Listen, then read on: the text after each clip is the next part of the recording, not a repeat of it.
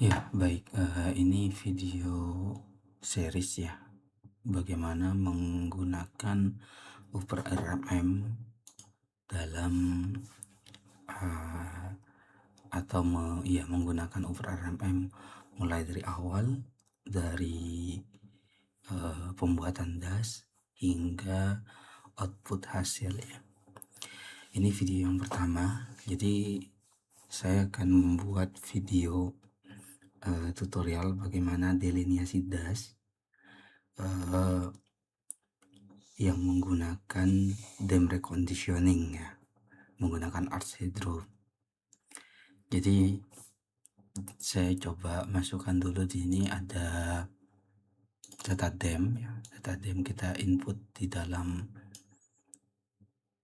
dashnya ya, di dalam ArcGIS yang kita punya. Selain itu juga ada data drainage line. Nah, drainage line ini bukan data sih, lebih tepatnya ini untuk konfirmasi ya. Drainage line ini adalah hasil analisis sebelumnya yang sudah saya buat. Saya hanya menunjukkan bagaimana hasil dari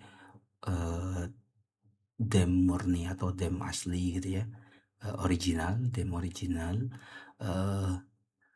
terkadang tidak bisa mencerminkan kondisi sungai, alur sungai yang sebenarnya. Mungkin kita coba lihat di sini. Saya ganti base mapnya sebagai sebagai satelit imagery. Oke, kita lihat di sini.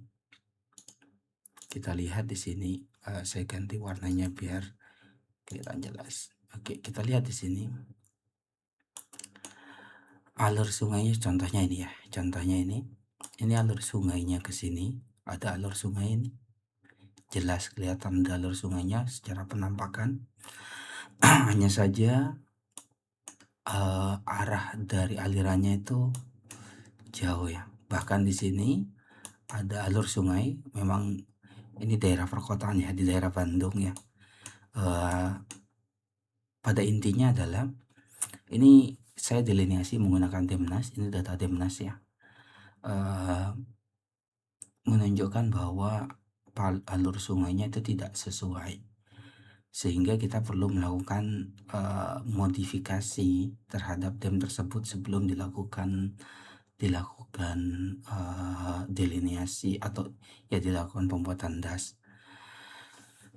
Oke, mungkin sebelum kita lanjutkan kita perlu memahami bahwa dam yang kita gunakan adalah Demnas pertama. Yang kedua adalah pastikan referensinya atau spatial reference-nya sudah dalam bentuk UTM atau setidak-tidaknya satuannya dalam meter ya, dalam meter, jadi bukan dalam degree, karena by default di Demnas itu adalah degree ya. Untuk proses bagaimana merubah dari UTM, mengubah dari Demnas yang degree menjadi meter bisa dicek di video yang lain, mau di channel ini atau di video yang lain ada caranya. Oke, baik. Permasalahannya adalah karena dia tidak sesuai, maka kita perlu membuat sungai atau membuat aliran yang sesuai. Langkahnya bagaimana? Di sini saya sudah mendeliniasi sebagian, tentunya tidak semuanya ya, mendeliniasi sebagian dari data ini, dari sungai ini, mendeliniasi sebagai untuk wilayah wilayah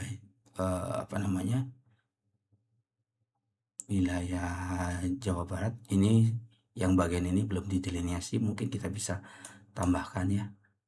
Kita edit seperti ini caranya. Jadi ini seperti line biasa, polyline biasa di dalam Python ya. Di dalam Python kita mungkin edit ya. Kita edit, kita ganti warnanya biar beda. Kita ganti dengan warna yang lain ya. Oke. Nah, seperti ini juga, ini alur sungainya nggak kelihatan, padahal sungainya ada di sampingnya. Ya, ini yang sudah di sampingnya, ini saya sudah edit. Begitupun juga yang ini. Ini ada sungainya, kurang lebih ini ada alurnya, memang delineasinya nggak rapi ya, tapi kita nggak begitu butuh kerapian, yang penting arahnya sudah jelas.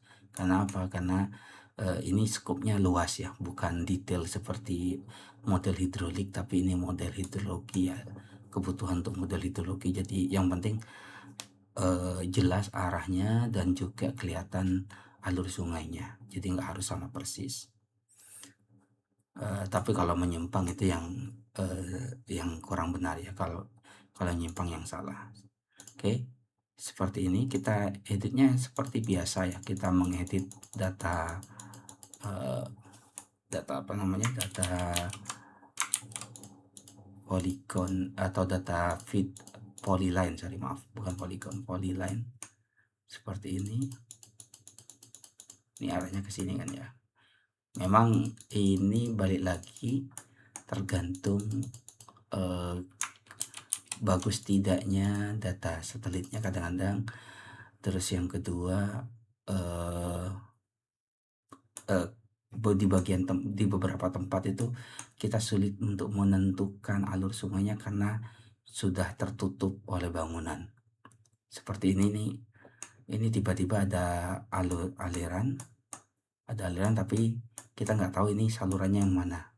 Kemungkinan dia masuk ke dalam rumah ini, gedung, mungkin ini pabrik ya, seperti itu, dan seterusnya. Mungkin kalau ada baiknya untuk memastikan itu, sebaiknya dilakukan survei lapangan untuk menentukan alur sungai yang sesuai, seperti itu ya. Ini juga sama, ini alurnya seperti ini. Mungkin saya tidak semuanya ya, yang penting sudah sebagian sudah saya perbaiki. Oke, saya stop sampai di sini dulu saja. Saya lanjutkan ke proses berikutnya. Oke.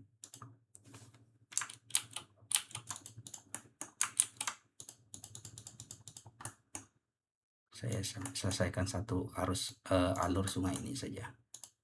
Ini sungainya ke sini ya, ke atas sampai sungainya nggak terlihat lagi.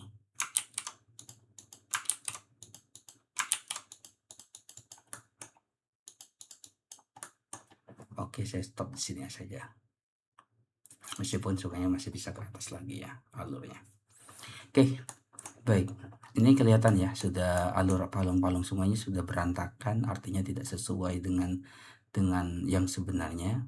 Ini yang warna yang lain ini sudah delineasi, sebagian dikombinasikan dengan data RBI ya. Jadi silakan dilakukan. Nah, ini hanya sama persis seperti pembuat feature vektor polyline di ArcGIS ya. Oke. Nah, yang perlu diperhatikan di sini, ini di open attribute. Pastikan di sini buat fill. Kalau belum ada fill, silahkan bikin fill. Fillnya boleh apa saja.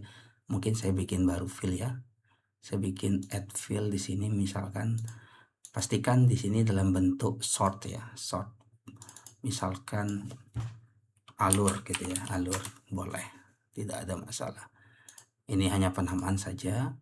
Dan yang paling penting adalah dalam penamaan alur ini adalah ini harus dikasih nilai. Nilainya dibuat satu saja, diseragamkan ya nilainya. Oke, alur nilainya adalah 1. Oke, silakan bikin sendiri line-nya, polyline dan seterusnya, mungkin dibuat lebih rapi akan lebih baik ya. Oke, ketika sudah, langkah berikutnya adalah masuk ke geoprocessing, feature to raster. Ini kita masukkan, input feature-nya adalah sungai tadi ya, dan fill-nya adalah alur, Oke, namanya boleh boleh silahkan, tapi ada beberapa ketentuan lagi di sini. Environment-nya pastikan sama dengan DEM yang kita punya. Environment-nya di sini ada output koordinatnya, pastikan sama. Jadi kita bisa klik di sini DEM, bisa terus extend-nya kita samakan juga DEM gitu ya, dengan DEM yang kita punya di sini yang sudah kita import. Ini kita masukkan ya. Terus juga output cell size-nya juga sama. Kita coba di sini browse ya. Kalau memang kita lupa nama, mungkin bisa kita cek di sini, diklik kanan properties, source-nya di sini ada nilainya, outputnya. Tapi kalau untuk memastikan gitu ya, untuk memastikan sama, ya udah kita import saja di sini browse, terus masuk ke data tutorial ini, raster dem seperti ini ya, udah, baru di run.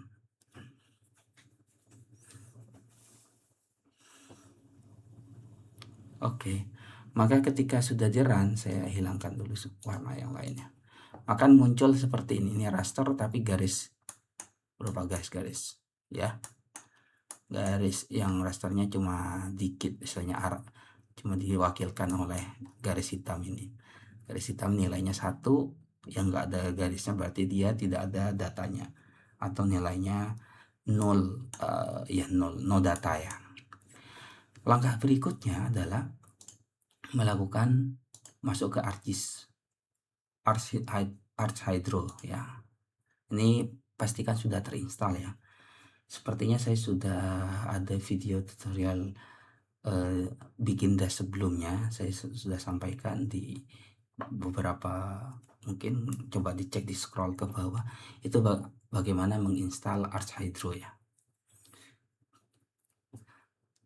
Oke, di sini kita masuk,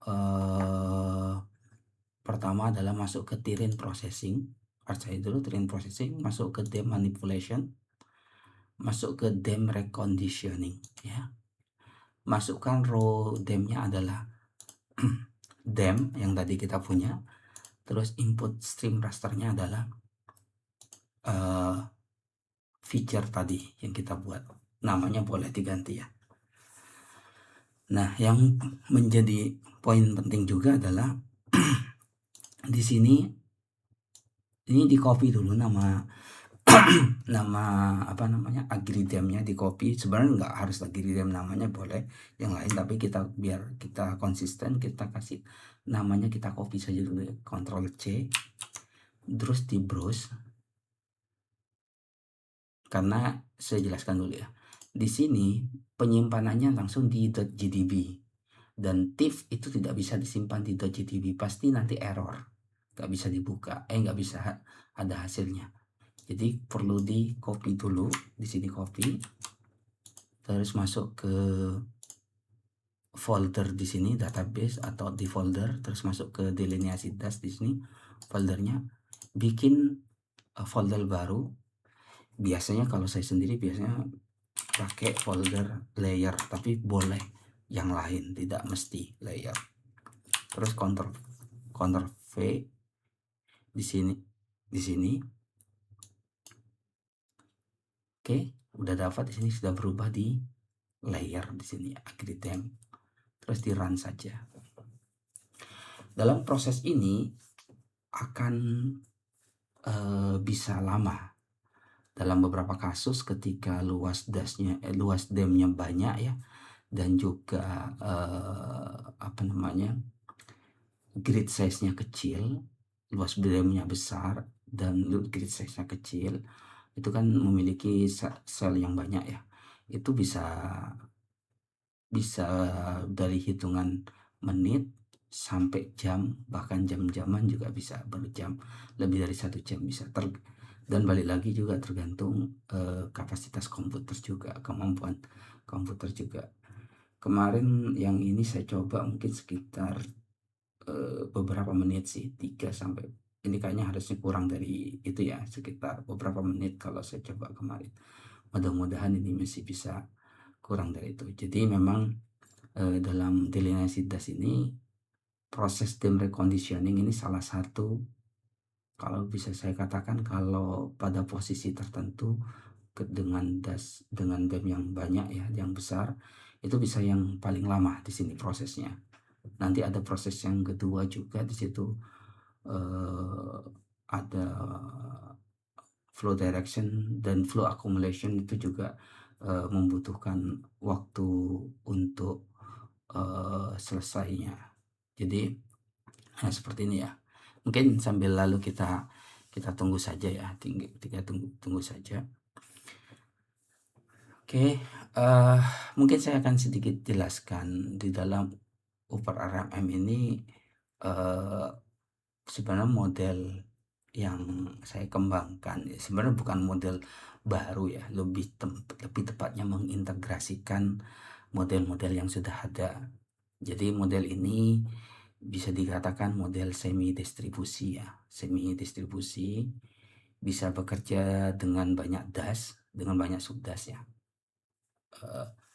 Saya selesaikan dulu penjelasannya. Dengan banyak subdas, bahkan dalam beberapa kasus itu bisa sampai 10.000 subdas, bahkan lebih, dengan simulasi ya kurang dari 5 menit ya kalau kita udah selesai.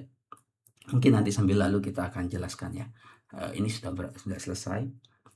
Sambil lalu kita nanti akan jelaskan UVRRM mungkin ketika video berikutnya ya. Oke. Ini coba kita perhatikan di sini. Kalau kita hilangkan tadi waktu yang pertama, ini dam yang pertama ya, dam yang pertama munculnya seperti ini saja. Sudah ada palung sungai tapi di bagian-bagian tertentu tidak kelihatan. Tapi di dam ini sudah dimasukkan palung sungainya. Ya, palung sudah kelihatan ada alurnya. Kalau sudah seperti ini, selanjutnya adalah lakukan yang namanya filsing. Agridamnya filsing, udah nggak usah diganti-ganti lokasi filenya, cukup filsing. Sebenarnya langkahnya sama dengan video yang sebelumnya ya, video yang pernah saya buat, tapi belum ada proses dam reconditioningnya di sini, sehingga alur sungainya agak melenceng, jadinya agak menyimpang dari yang seharusnya. Dalam proses filsing juga sebenarnya prosesnya banyak lamanya sih sebenarnya. Kalau di dalam analisis banyak nunggunya dalam pembuatan das ini, banyak nunggunya, itu yang menjadi apa ya istilahnya ya mungkin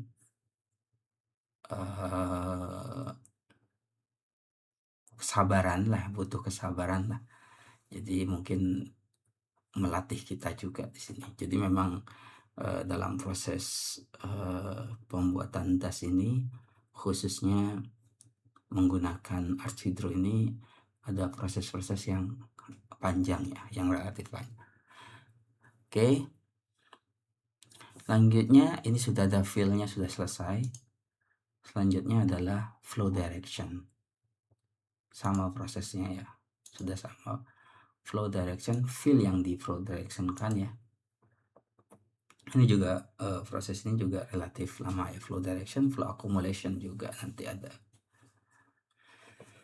Tapi harusnya sih kalau file sebesar ini, maksudnya dasnya cuma sebesar ini, damnya saya rasa tidak, lamanya pun tidak seperti kalau kita mendelineasi misalkan das-das besar seperti Mahakam, seperti itu. Tapi itu pun ada ininya ya, kita ya ada kalau tips saya ya, kalau memang dasnya besar sekali, maka kita atur dengan cell size-nya diperbesar. Tujuannya adalah untuk biar nggak terlalu berat komputernya juga. Tapi kalau memang dibutuhkannya harus detail seperti ukuran Dimnas 8 meter misalkan, ya berarti berarti kita memang agak berat di situ. Mungkin scope-nya yang diperkecil atau dibuat delineasi dasnya bertahap. Meskipun ini kadang-kadang ada masalahnya, mungkin ada masalah di ketika mau digabung jadi satu, jadi nggak sinkron karena delineasinya berbeda gitu, tidak dalam satu sistem. Biasanya ada bolong-bolong antara satu das dengan das yang lain, atau tumpang tindih seperti itu. Jadi memang kalau saya sih lebih menyarankan dijadiin satu, paling yang perlu diperhatikan harus bijak dalam menentukan cell size-nya. Oke, ini flow direction untuk mendapatkan arah aliran tadi ya. Ini flow accumulation untuk melihat alur sungainya di flow accumulation nanti akan kelihatan. Jadi ini kayak metode untuk menentukan, oh ini arah ngalirnya ke sini semua, maka kalau dia menumpuk semua alirnya maka dia membentuk sungai, maka dikenal dengan flow accumulation kan, aliran terakumulasi atau akumulasi aliran. Nah di situ akumulasi aliran, jadi kalau ada hujan, bahasanya mungkin gini ya, ada hujan itu jatuhnya kemana dan ngarahnya kemana. Nah, ketika dia numpuk arahnya menuju pada satu titik atau pada beberapa satu arah yang sama, titik yang sama, lama-kelamaan dia membentuk sungai. Nah, flow accumulation itu seperti itulah kurang lebih. Alur sungai yang mana nih, seperti itu. Di prosesnya juga relatif lama juga sih, flow accumulation. Jadi kalau dalam beberapa kasus itu delineasi tesnya bisa berjam-jam, bahkan mungkin berhari-hari ya, dalam arti berhari-hari ya, hari ini kita selesaikan dam reconditioning, tapi kalau pengalaman yang paling lama adalah mendigitasi alur sungai. Oh iya, di sini juga alur sungai itu bisa digunakan untuk sungai-sungai buatan ya. Kadang-kadang ini kan dam ini dibuat di beberapa tahun yang lalu, terus saat ini sudah ada sungai, maka itu bisa dimasukkan sungai buatannya sehingga delineasinya lebih bagus, seperti itu, lebih sesuai dengan alur sungainya. Terus juga saluran-saluran irigasi juga bisa dimasukkan. Hanya saja saluran irigasi kan kecil tuh lebar sungainya. Kalau damnya 8 meter mungkin terlalu tidak bisa terdetek. Jadi damnya mungkin perlu di resample atau dikecilkan ukurannya jadi 1 meter, seperti itu. Oke, ini adalah flow accumulation udah jadi ya. Masuk berikutnya adalah dam stream definition. Saya pakai 5 meter saja ya, 5 meter 5 kilometer, saya run saja ya. Ini sepertinya di video sebelumnya kita sudah jelaskan ya, apa bedanya ini. Kalau ini 5 meter, ini yang membedakan hanya dia gini ya. Tadi kan saya sampaikan akumulasi seperti itu ya, akumulasi hujan ketemu satu titik. Nah, pada stream definition itu menunjukkan bahwa kalau saya naik, kan akumulasi nih bertumpuk-tumpuk jadi satu, terus kalau saya trace ke hulu, luas numpuk-numpuknya itu itu berapa sih? Kalau saya tentukan bahwa ini 5 kilo, maka titik pertama atau yang dinyatakan sebagai stream, sebagai aliran sungai, itu berarti luas di hulunya adalah sekitar pertama kalinya yang munculnya itu adalah sekitar 5 kilometer. Kalau kita bikin 1 meter, maka titik pertamanya adalah 1 meter. Makanya kenapa 1 kilometer. Maka kenapa di sini kalau dibuat 1 kilometer dengan 5 kilometer, jumlah aliran sungainya pasti berbeda, seperti itu. Ini hanya mendefinisikan berapa sih tangkapan sungai atau tangkapan das yang didefinisikan sebagai sungai atau sebagai aliran. Ini juga balik lagi, setiap lapangan pasti berbeda. Jadi kalau saya sih lebih ke, kadang-kadang kita tidak bisa melihat sungainya di lapangan, ya nggak apa-apa, kita bisa definisikan dia sebagai sungai. Hanya saja sungainya terjadi ketika, kan ada jenis-jenis sungai itu, ada perennial, saya lupa jenis-jenisnya, itu ada sungai yang ada airnya ketika musim penghujan aja nggak masalah, seperti itu ya. Jadi ini balik lagi, kalau saya lebih ngelihatnya adalah 5, 10 atau 1 kilometer itu menunjukkan apa ya istilahnya, keakuratan kita dalam mendefinisikan subdas ya. Semakin kecil maka semakin bagus karena setiap sudas memiliki parameter-parameter tersendiri. Oke, stream definition sudah. Berikutnya stream segmentation. Flow direction ya. Di-run saja. Stream segmentation ini lebih ke mengkonekkan ya antara satu stream dengan stream yang lain, sehingga kita bisa tahu bisa kita tahu arahnya ya, arah flow directionnya nanti, atau arah sungainya ini hulunya mana, hilirnya mana, seperti itu. Stream segmentation. Nah, selanjutnya adalah baru kita bikin, ini langkahnya bisa nyabang sih sebenarnya. Pertama, kalau saya sih senangnya mulai dari drainage processing. Ada sebagian yang pakai bikin dasnya dulu, tapi drainage processing itu biasanya untuk memastikan sungai kita sudah sesuai atau enggak. Masukkan stream link di sini, masukkan flow direction. Saya pakai drainage processing dulu ya. Baru kita cross check dulu sebentar sebelum kita lanjutkan selesaikan analisis ini. Mungkin sekitar 10 menit lagi selesai nih harusnya ya. Oke, kita lihat di sini ya. Saya tutup semua selain yang sudah kita buat ya. Drainage yang lama saya ganti warnanya jadi merah ya. Drainage yang lama, yang sebelumnya. Terus saya tutup semua. Oke, kita lihat di sini ya. Mungkin yang tadi yang agak ini nih, seperti ini. Ini kan drainage yang lama. Ini kan sungainya sudah kita delineasi ya. Nah, ini drainage yang lama. Kalau kita lihat di sini, yang merah ini kita tebelin aja biar kelihatan mungkin ya. Tebelkan. Ini saya tebelkan juga yang biru.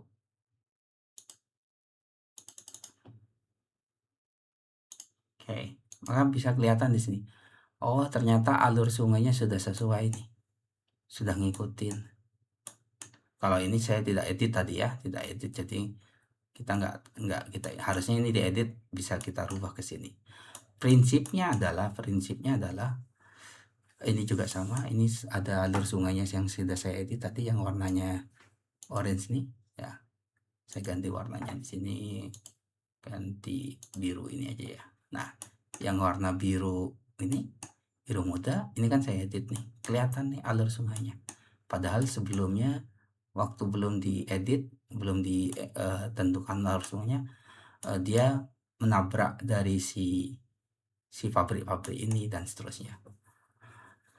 Tentunya ini yang tidak diedit ya, yang bagian ini kelihatan ya masih nabrak perumahan. Harusnya dia dieditnya di bagian yang kanannya, ini ada alur sungainya. Saya balik lagi ya, tentunya ketika kita mendelineasi das ini, semakin detail alur sungainya itu semakin baik. Bahkan menurut saya sebaiknya pertama kali yang harus dilakukan adalah apakah alur sungainya sudah didefinisikan atau tidak, sudah didigitasi itu. Nah, untuk membantu digitasi ini bisa pakai data RBI, meskipun data RBI juga udah lama, nanti bisa diedit atau bisa dilakukan secara manual. Apa yang saya lakukan di sini, saya lakukan pakai RBI dan saya lakukan dengan manual. Ini contoh nyata yang kelihatan di sini ya. Saya lihat dulu ya. Saya tutup dulu. Nih, ini contoh nyata bahwa sangat berpengaruh sekali alur sungai. Ini sungainya belok ke kanan kalau data ada dam yang asli. Ini pakai Demnas ya, belok ke kanan. Padahal realitanya sungainya itu harus belok ke kiri. Sepertinya dulu ini adalah sungai lama, terus dipotong, di shortcut, langsung dialihkan ke sini. Sepertinya shortcut ini untuk menghindari banjir yang ada di bagian kanan ini. Ada shortcut di sini, kayaknya ada ini saluran buatan kan, sungai buatan. Maka ya bisa dilihat sendiri hasilnya berbeda sekali ya. Tentunya ini sangat berpengaruh terhadap analisis hidrologi yang lain. Mulai dari neraca air, banjir dan seterusnya, itu akan berbeda akan berbeda hasilnya. Bayangkan saja, harusnya air yang di hulu sebesar luas ini harusnya masuk ke sebelah kiri ini, tapi dia dimasukkan sebelah kanan.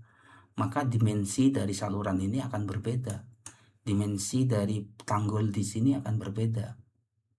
Harusnya di sini belum ada debit, tapi di sini sudah ada debit. Dan seterusnya. Oke, seperti itu ya kurang lebih pentingnya alur sungai itu diedit. Saya ngambil daerah Bandung ini memang karena tempatnya agak cekung dan juga sudah ada banyak pemukiman padat, sehingga saya yakini alur sungainya sudah berubah dari kondisi yang sebelumnya.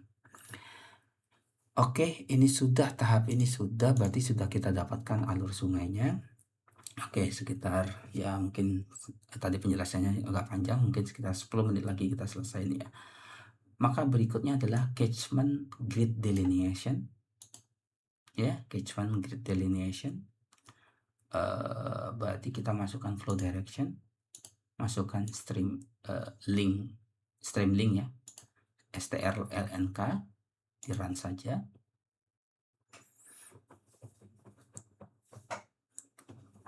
Ini tinggal beberapa langkah lagi, harusnya sih kurang dari 10 menit mudah-mudahan, tapi nanti mungkin ada beberapa penjelasan yang harus saya berikan ya.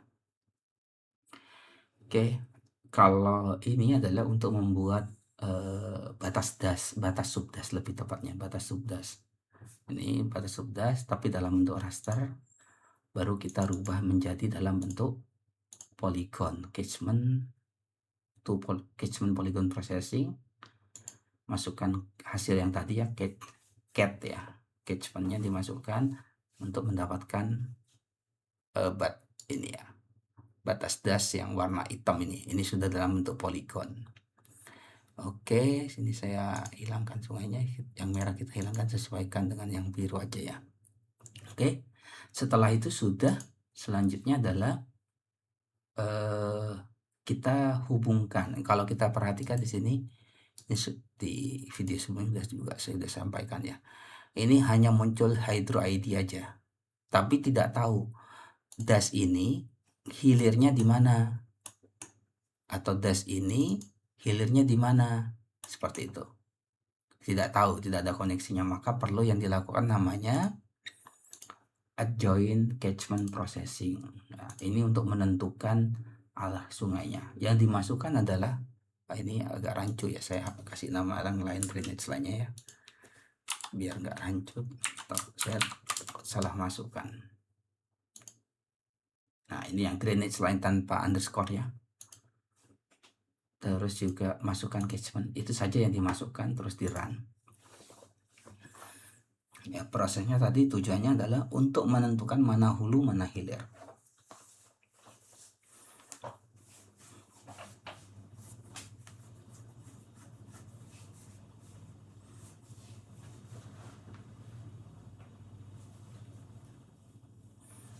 Dalam proses adjoint ini juga termasuk proses yang agak lama, mungkin juga kadang-kadang dalam beberapa kasus ini akan lama sekali, karena dia harus mengkoneksikan satu sama lain ininya, apa namanya, dasnya. Semakin banyak dasnya, maka semakin lama prosesnya. Terutama misalkan ini lokasinya sama nih, terus saya bikin stream definitionnya misalkan 0,5 km, kan pasti banyak sekali tuh subdasnya, maka prosesnya itu akan lebih lama dibandingkan kalau saya hanya mendefinisikan mendefinisikan 5 km seperti itu. Ini relatif lama ya posisi, harusnya nggak selama. Ntar saya coba, tapi udah jalan ya, terus kita coba tes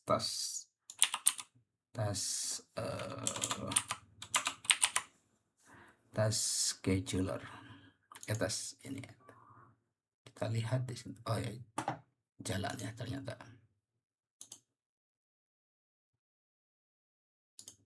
Harusnya sih nggak selama ini. Ntar saya coba cancel dulu ya. Kita coba run lagi.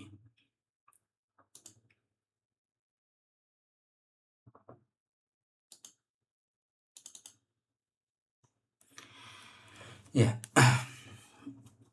eh, karena ini harus dilakukan, proses ini harus dilakukan. Saya coba ini dulu ya. Saya coba stop, apa namanya? Saya coba pause dulu ya. Pause dulu, prosesnya sama, biar biar ini biar eh, videonya saya pause dulu. Saya coba restart lagi ArcGIS-nya biar ini.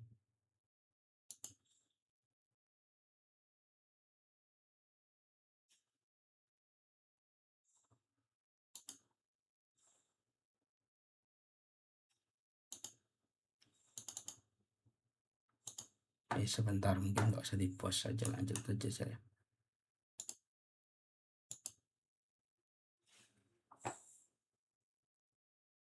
Coba kita lihat, harusnya nggak selama ini.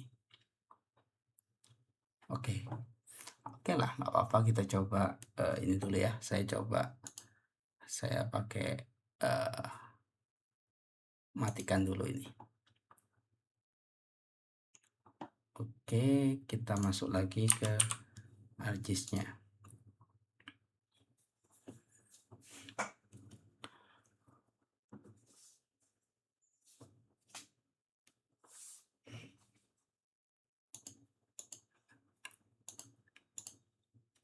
Oke, ya, jadi memang itulah kalau kita apa namanya melakukan delineasi das, memang nggak bisa sekali jalan ya dalam prosesnya. Tapi oke, nah seperti ini kosong, tapi jangan khawatir, kita sudah banyak tadi analisisnya.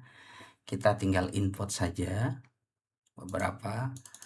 Pertama yang kita butuhkan adalah drainage line dan ini ya. Sementara kita pakai ini dulu ya.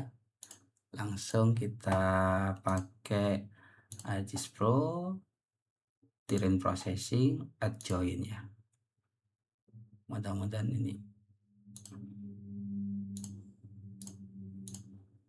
Oke, kita run saja dulu. Nah, tadi nggak jalan seperti ini soalnya. Makanya saya agak ragu tadi. Tapi kalau di sini dalam prosesnya ternyata tidak error ya, maka nggak masalah sih sebenarnya ya. Ini sudah add join.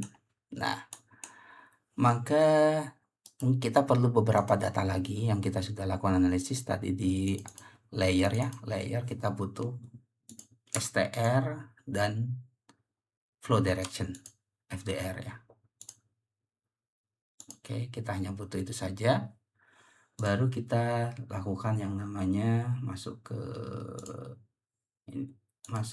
mana? Subwater sheet delineation. Ini ya. Kita tentukan batas dasnya, batas apa namanya? Batas dasnya mau analisis kita mau di mana gitu. Kita coba gantilah. Saya lebih suka yang apa namanya? Yang satelit ya. Biar kelihatan sungainya. Oke, kita ini pastikan subwatershed delineation ya. Subwatershed delineation, bukan watershed delineation tapi subwatershed. Misalkan saya mau analisisnya di sini saja ya. Kita bikin di jembatan ini sebagai ujung dari das ini. Ini buat create ya di sini poin ya, ketik poin. Kita klik saja di jembatan ini sebagai outlet dari dasnya. Oke. Setelah itu di run. Yang dibutuhkan hanya FDR, STR ya.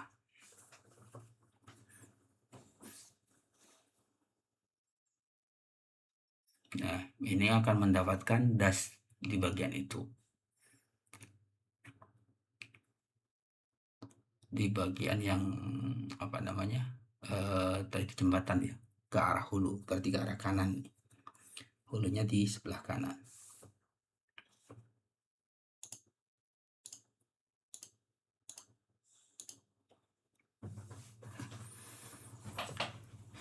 Ya, oke, ini sudah dapat ya. Nah, langkah berikutnya ini mungkin langkah terakhir. Nah, ini kalau bisa dilihat sepertinya mungkin kita ganti dulu sebelum saya tutup langkah terakhir. Sepertinya das kita ini kurang nih demnya, sehingga ini kelihatan lurus. Maka batasnya saya ganti lah ya. Saya ganti batasnya tidak di situ tapi di daerah sini aja lah. Di mana ya? Ini di daerah embung ini ya. Di daerah embung. Jadi saya bikin baru di sini. Poin. Saya mungkin buka dulu ya. Subwater sheet. Poin ya, poin di sini. Terus kita run. Ini biarkan titik tanda seru ini biarkan karena itu hanya menunjukkan bahwa ada file yang sama tapi kita mau replace ya.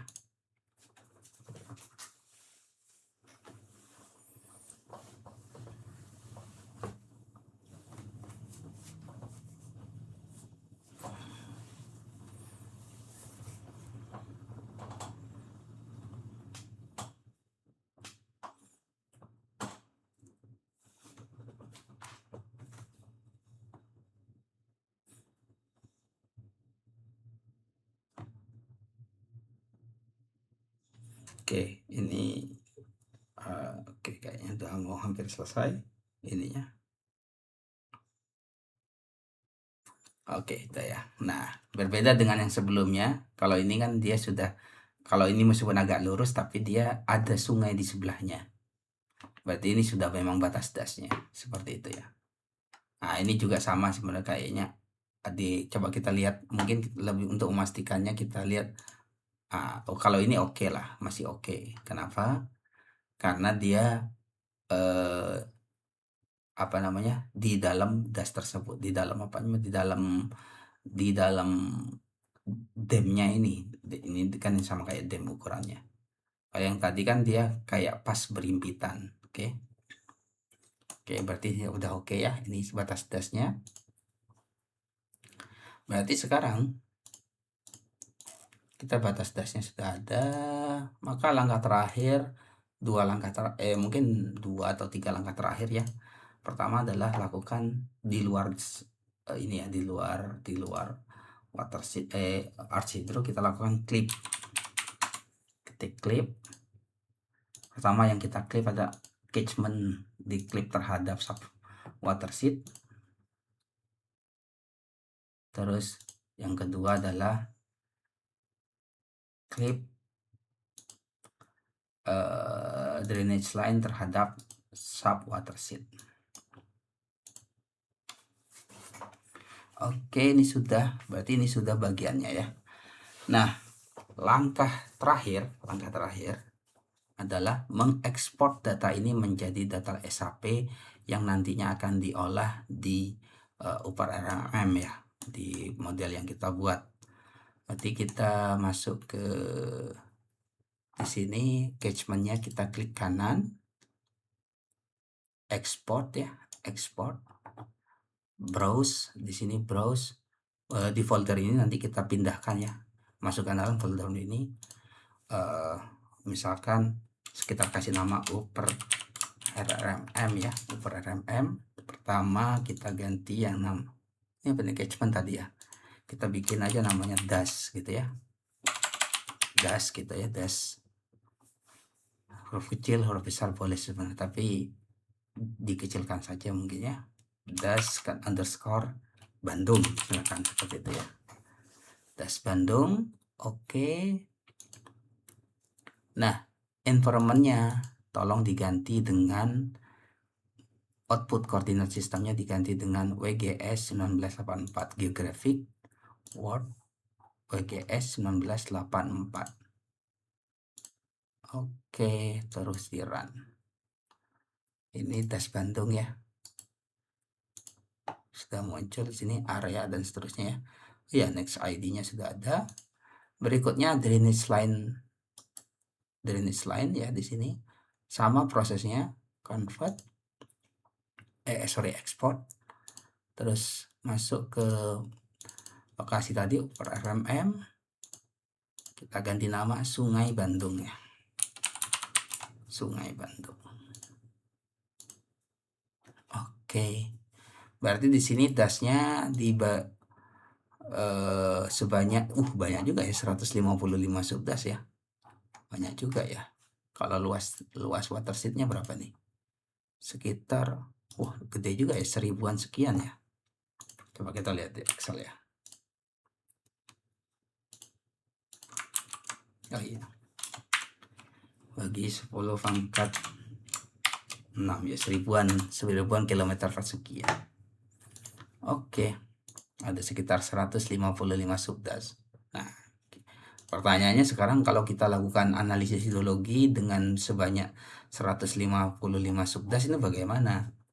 Mungkin bisa pakai apa namanya? Pakai HKMS. Tapi kan kadang-kadang HKMS inputnya kadang-kadang sering kali ya satu-satu. Sekarang kita coba inputnya mungkin kita